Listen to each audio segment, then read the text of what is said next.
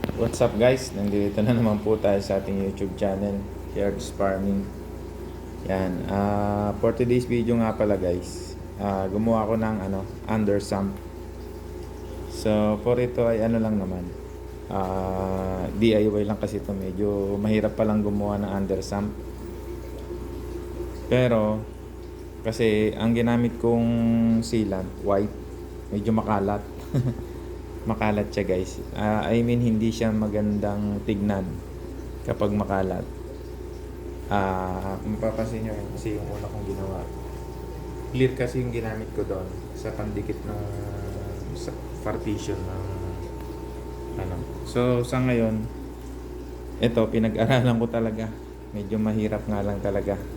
So yung pandito lang yung aking nagawa na medyo pulido.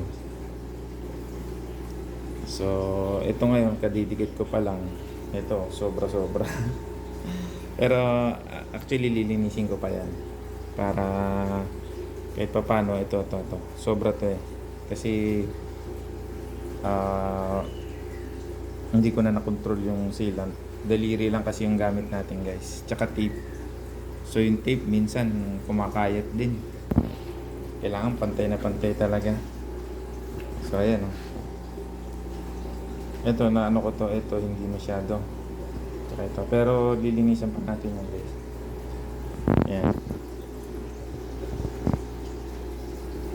Bali 4 feet to. Itong ating ginawang under sump.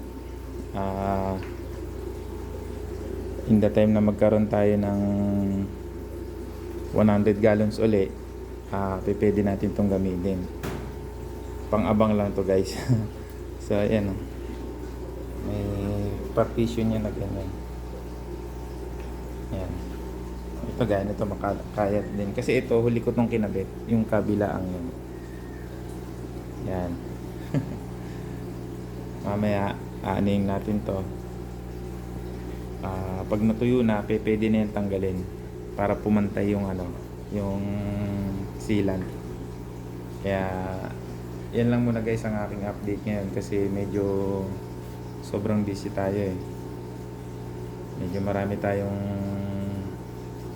ginagawa dito sa atin. Kaya thank you nga palagi sa inyo, sa inyong walang sawang suporta. Thank you and God bless.